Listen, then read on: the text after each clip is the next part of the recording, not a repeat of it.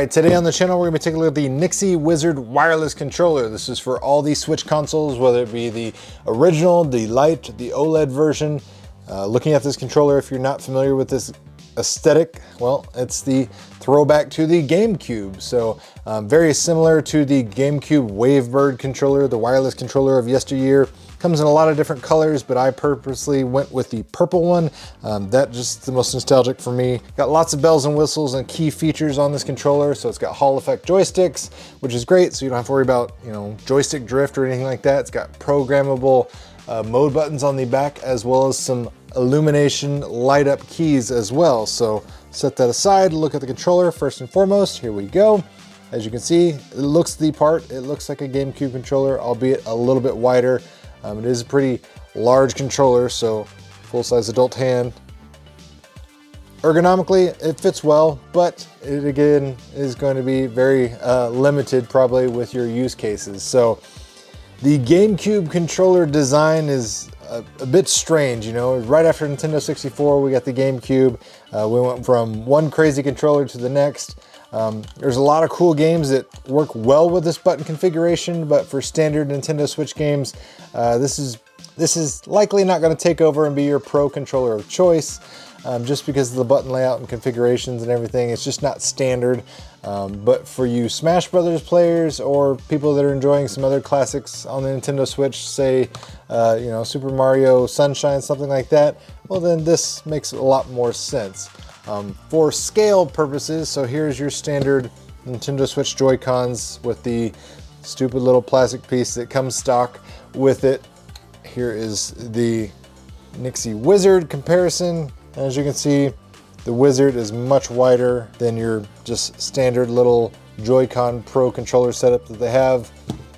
Also comparison, here's a Xbox Series X controller. Again, just a little bit wider, a little bit taller, just a little bit beefier overall. And then last but not least, here's the NYXI Pro controller. So this is their answer to the standard Nintendo Switch Pro controller. Has some cool features, has little nubs there so it stands up on its own. I wish this Wizard did, because it doesn't. It falls right over. But as you can see, it's got a thinner profile connecting plate, whereas the Pro controller they had has this ginormous wide one.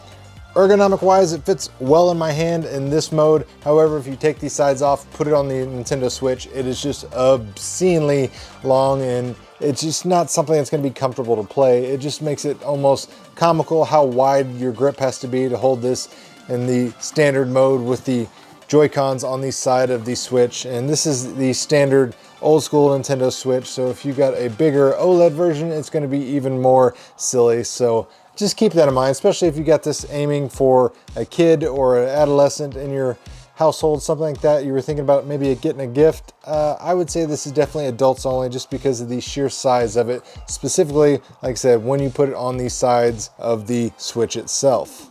The trigger buttons are exceptional. They have very, very nice tactile feel to them. A very short throw response as far as activating those triggers. The buttons do feel a little bit mushy on the front here. Thumbsticks feel good. We do get some interchangeable accessories as well in the box. So as you can see, just like the standard GameCube controller, we have octagonal little restrictors here on both the joysticks. If you don't like that, they have two plates that come inside. Just pop these off. Now they're completely circular. You no longer have those octagonal little restrictions.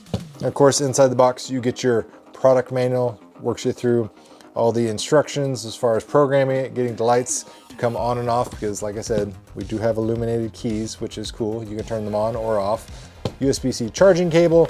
Battery time is going to last you about 8 hours, and it'll take you about 2 hours to recharge fully. So keep that in mind.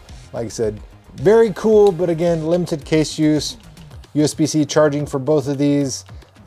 Smash Brothers players, you're gonna love this controller. In reality, there's probably, I think, 15 GameCube games on the Nintendo Switch consoles out there. So again, cool controller, but it's limited in its functionality. The programmable buttons on the back, very cool, but keep in mind, you can only program them side to side, meaning if I program that button to be a macro or a short button press or something like that, I can only do it for buttons on this side of the Joy-Con, and I can't do it for this side. So if I want to, have a macro programmed on this side, I'm going to have to use the button on the back on this side. I can't crisscross it At the end of the day, it's a pretty solid controller. It feels well made. I like that we got illuminated buttons, albeit that is just kind of a quirky add-on. It doesn't really add anything to the gameplay experience. The triggers feel exceptionally nice. I like that we have the raised ZL and ZR buttons that, you know, hang over a little bit. The actuation of them feels really good. The D-pad's solid.